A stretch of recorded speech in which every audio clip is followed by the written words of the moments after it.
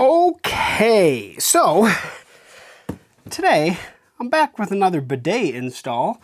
This is Alpha Bidet's UX Pearl series, which is one of their nice, solid, top-of-the-line, great bidet seats. I'm really looking forward to checking this guy out. Today, we're installing it. So from start to finish, we're gonna go through each individual item. But that said, we're first gonna get it out of the box. So let's start there.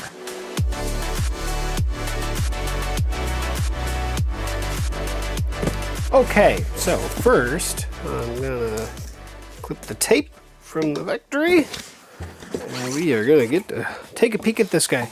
Looks like they actually have a QR code right here for let's get started. They may have their own item there for how to install or whatnot. We're gonna go through it here though. Okay, so we do have a nice template here to figure out how to set up where to actually mount the piece that actually the toilet should slide into, or the seat should slide into. Actually, let's take the small boxes out first. So, get this guy here. There's the remote control. And then, of course, the parts pieces. Mount kit. This guy actually has the cord in it. So does have a GFCI plug on it. Okay, and then the other side underneath this box is the water supply. It doesn't just come off. There we go. Get that out of there. Get the seat out of here. All right, I'm gonna take a second to get all the packaging off. Okay, let's change the angle. So first of all, we have the manual, and then even have a sheet here on the remote control. We'll go through that a little bit later. Then we have the template that I was talking about. So essentially you can lay this out on your toilet, figure out exactly where the mount piece is actually going to bolt to the toilet. So that's that. We will use that. And then of course all the pieces to do the install work. These are going to be the pieces to actually install the mount. Mount has a locking mechanism, should be a release mechanism on the actual seat itself, but it clicks into this guy. So that's that, and you will see this arrow. If you see that arrow there, this is going to be the back of the toilet. This is going to be the front of the toilet. So it's going to aim toward the front. So there's that. Then we actually have our T-valve for the water line, so we can share off the existing water line that's already in place. There's that. I'm going to get this out of the bag too. Then we do have drywall anchors. I'm not going to open this up, but this is going to be for mounting the remote control. So there's a mount here. Now the remote will take batteries. Let's find out if it has batteries, or you have to put in. Looks like 2 AAA batteries are what's required. And this is common on bidet remotes. You have to put the batteries in. Then you have this door that actually has a seal on it. It goes over the batteries. Then you have the secondary door that goes over top of that holds the seal down. So pretty simple, but it keeps it fairly weather resistant, I guess, or moisture resistant, more for bathrooms. This is the piece that you're going to mount on the wall. You can mount it with the 2 holes. It does come pre-installed with an adhesive square already there for you. So that makes it nice. So you can stick that right to if you have tile or whatever. And oh, I like it. It's magnetic. I've never had one that was magnetic yet, so that's new. I like it. I like it a lot. Does have a nice film to protect it from getting too scratched. I'm going to leave that on for now while I'm doing the install at least. Okay, I'm not going to be using the drywall anchors for the remote for now, as I constantly change out bidet seats for videos. But that said, they are there in case you need them. Otherwise, adhesive. Okay, I think this is good to go. We can get into the bathroom and start installing. Okay, so I'm in front of my wonderful porcelain goddess here. And what we can start with is by mounting the bracket to it. And so essentially you can do is line this up, kind of center it on side to side here, and line it up where you want it on the front here. And then you take this piece here and you put it on the toilet, and that'll give you a rough estimate at least of where you're going to want to start. So it looks like I'm a little bit further forward. I could probably go back a little bit, but something like that. And then square it up with the toilet so it looks good. So now at least I have an eyeball of where this works best. That way we have less time fiddling with trying to get this where it goes. We have these two rubber pieces. They actually go in from the top. So we actually are going to put these down in the hole. Sometimes it actually is necessary to push these through the hole to use the bolt. I'm going to see here in a second. Yeah, so I'm going to stick the bolt down in there. Just push. Don't even have to thread it in really. And that way you get it down in there.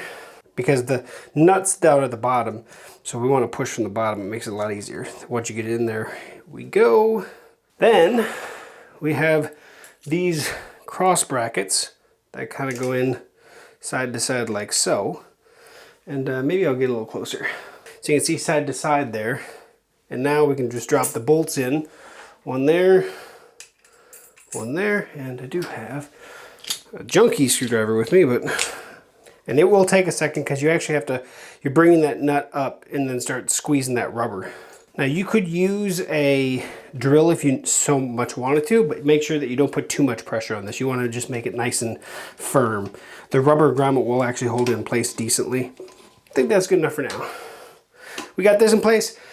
Now let's work on the water line, getting the T on so that we can connect the other guys. So what you want to do is you want to remove the water line from the toilet side, and I'll show you that here. So you can see the water line going from, I already turned that off, and I already loosened this, so I can do it with one hand. So we're taking off this guy here. Now you'll get a little bit of water coming out of there, but not a whole lot. It's not going to leak from the toilet. It's going to just, whatever is remaining in the line. So a little bit, you might want to put something down if nothing else, but there we go.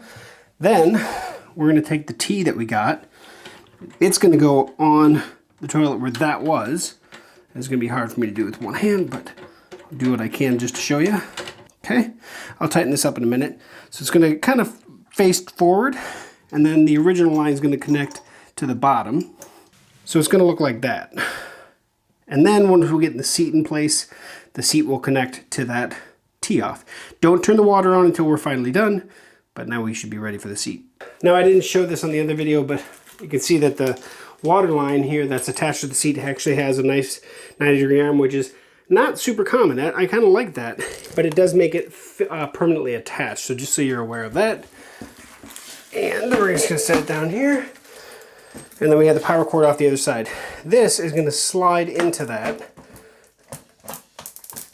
like that. And now it's actually mounted. Now I can work on getting this water line connected. Now once everything's done, power is going to be last. So before I tightened, I put everything on here before I tightened anything down. And I actually moved this out. So now that the water line comes down here, kind of stays out of the way. So that's what it looks like. But everything is now tight. So now I'm going to turn the water back on, see if we have any leaks. Yep, there's a small leak there on the one. I'm going to stop the water and I'll get that taken care of. So I went to go tighten that. It was missing a rubber gasket, so I went to the box. Sure enough, it's actually a screened rubber gasket. I don't know how well that's gonna... There we go. It has a little screen in it. It was in the box. It must have fallen off in shipping. So that's gonna go in that hose. So down in here, this is gonna pop down in there. Now I shouldn't leak. Let me do that real quick. Okay, so that seemed to fix the leak there. That was real quick and easy. Now I'm just gonna get this thing plugged in, and right away, you hear it doing some stuff. I'm gonna take the plastic protector off. So it must be doing a self-clean cycle. Okay, we're good to go. Now I just need to go up and get 2 AAA batteries for the remote. Okay, batteries in the remote. I'm gonna take off this protective layer there too. And I'm gonna leave this sticker on here for now. I'm gonna take this clear one off because it may not. So there's a little plastic sticker there. There is a sensor in the seat because right now if I come up and hit rear wash, it's not gonna do anything because nobody's sitting on here. Now I actually put saran wrap down just so you're aware. So I'm not gonna spray myself in the face, but I'm gonna put my hand here and you can see right away, right? So if you sat down, it's gonna run through a self-cleaning cycle. I'm a huge fan of that. I don't like getting sprayed from the below with a dirty spray sprayer, I guess. So this is going to clean that sprayer off every single time you sit down, whether you use the spray or not. And I'm going to hit the rear wash here, and she's going to come down. And there she comes. And it's spraying, and look at that, your pressure increase too. So I wonder here, there is pressure buttons right here on the side. Increase, decrease. And there is lights on the remote. You can see that. Right now we're on the lowest pressure. If I go up, 1, 2, so there's 5 different settings for the pressure. I'm gonna hit stop. Oh yeah, hit stop.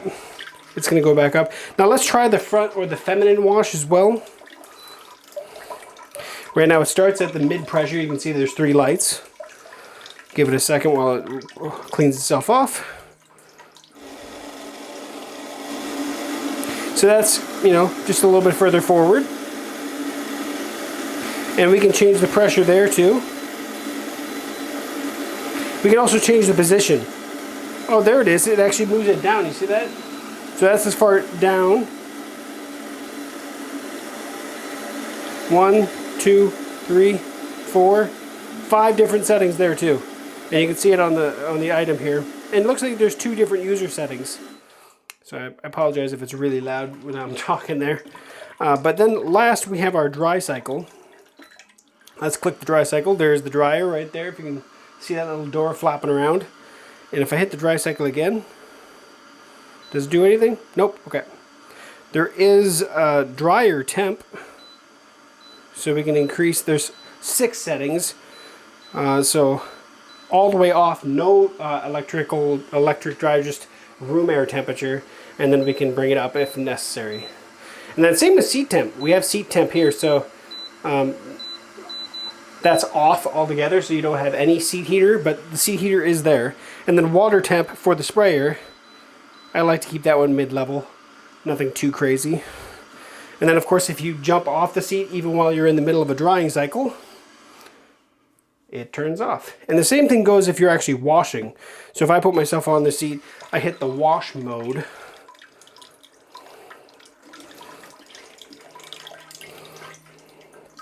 And we can move this further forward or backward as well. But if I get up in the midst of a wash cycle, it'll eventually kick off. It does have that couple, like second delay there.